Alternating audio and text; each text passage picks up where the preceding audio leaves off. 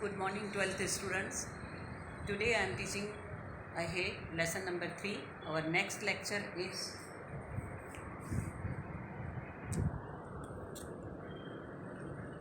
today's is part 6, conductance of electrolytic solutions.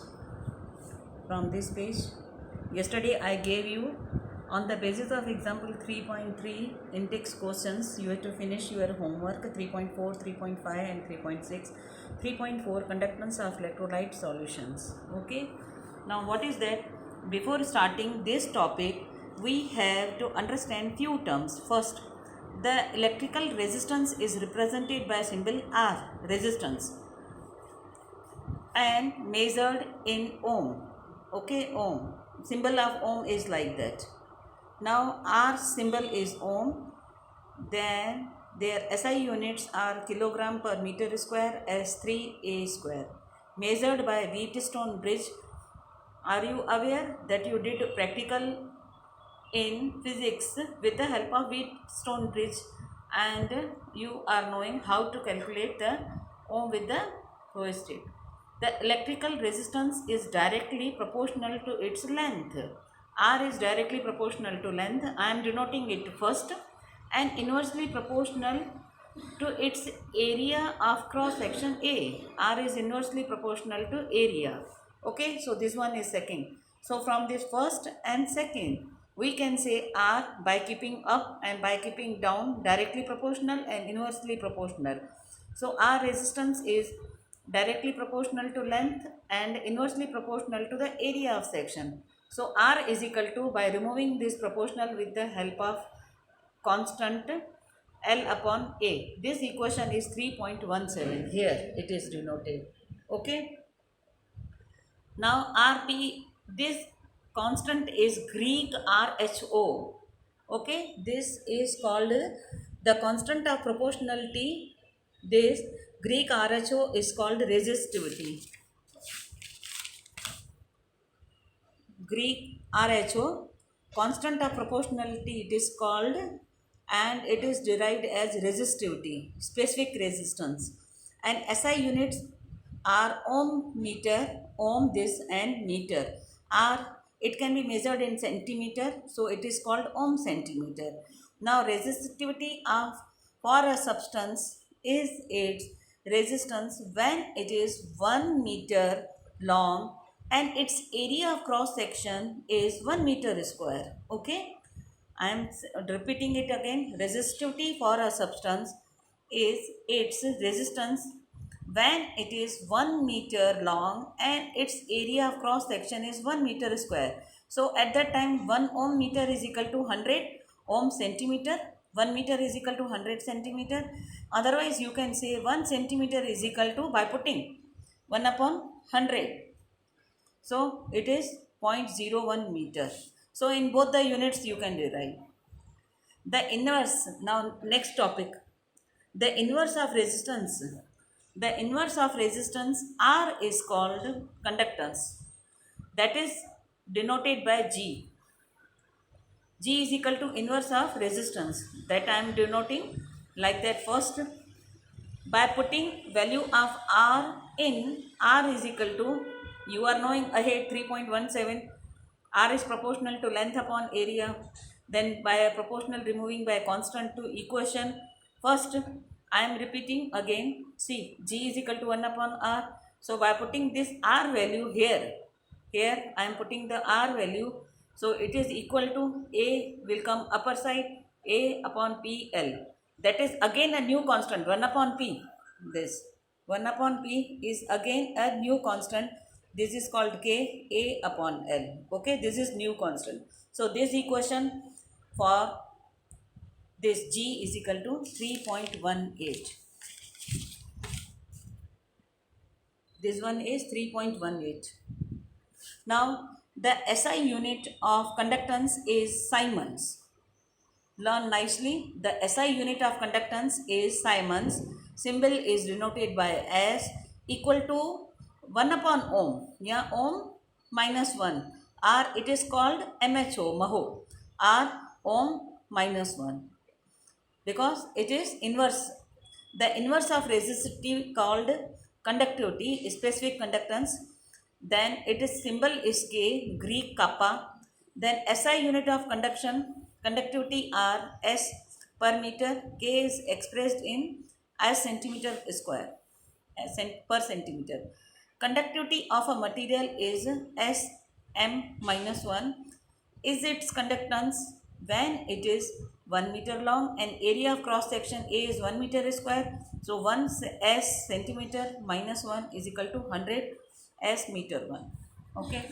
In this way, on this one page, I derived all the equations 3.17, 3.18 and I showed you how to you have to express in SI units. Now in this table, you can see in this table you can see table 3.3 the value of conductivity of some conduction materials at conduction sodium, copper, silver, gold, iron, graphite. Then you are knowing they are conductors, insulator, glass, Teflon, their conductivity is shown, material aqueous solution if it is, and then semiconductors. Okay, so four: conductors, insulator, aqueous solutions and semiconductors. You are knowing silicon and germanium are semiconductor, then copper oxide also, and they are aqueous solution. Now on this basis of table 3.3, I am explaining that the magnitude of a conductor varies. Okay, magnitude is varies a great deal and depends on the nature of the material. It is depends on the temperature and pressure at which the measurements are made. Now you are knowing that materials are classified into conductors, insulators and semiconductors depending on the magnitude of their conductivity. So some are good conductor of heat and electricity, some are insulator, some are partially passing and partially not passing. They are called the silicon or they are called the semiconductors. Okay. Then you are knowing that certain non-metals like carbon black, graphite are some and some organic polymers are also electrically conductor. Substances like glass, ceramic, etc. have very low conductivity. Glass and Teflon, they have very low conductivity are known as insulators. Substances like silicon, doped silicon and gallium, Ge gallium, arsenide having semiconductors and are important electronic materials. Certain materials called superconductors by definitions have zero resistivity or infinitive conductivity. Okay, superconductors. So here it is not shown conductors, insulator, then semiconductors and then superconductors. By definition have zero resistivity or infinite conductivity. Earlier only metals and their alloys at very low temperatures 0 to 15 Kelvin were known to behave as superconductors.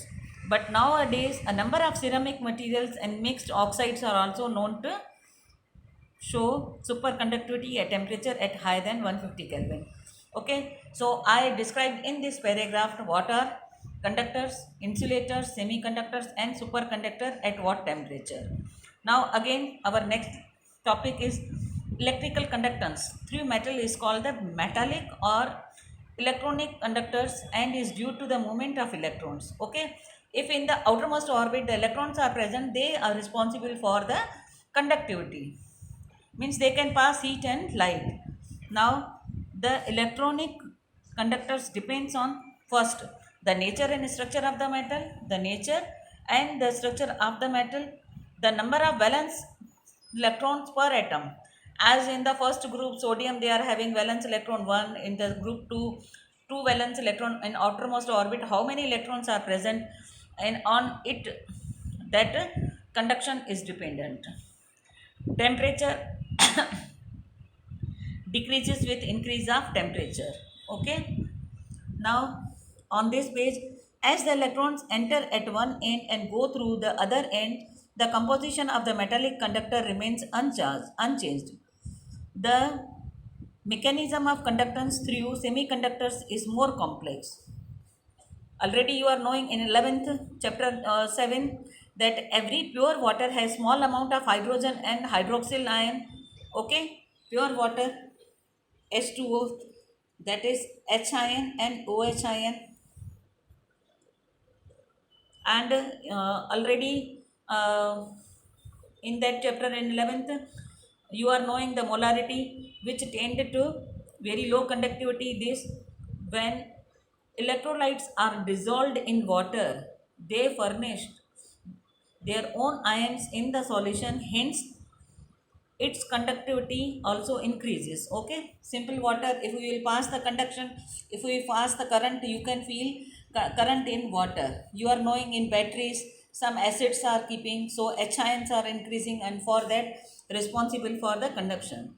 The conduction of electricity by ions present in the solution is called the electrolytic or ionic conductance. Okay, simple water is responsible when we are adding some few acids drop. Then conductivity of electrolyte solutions depend on what? The nature of the electrolyte added. Okay, size of ions produced and the solvation, the nature of the solvent and its solvation, size of the ions product and their solvation. Solvation means how they are getting dissolved. The nature of the solvent and its viscosity. Solvent, if I am taking pure water, their viscosity is very light and easily will flow. If I am adding oil and glycerin, their viscosity is high. You are knowing, you did the experiment in physics also. Concentration of the electrolyte.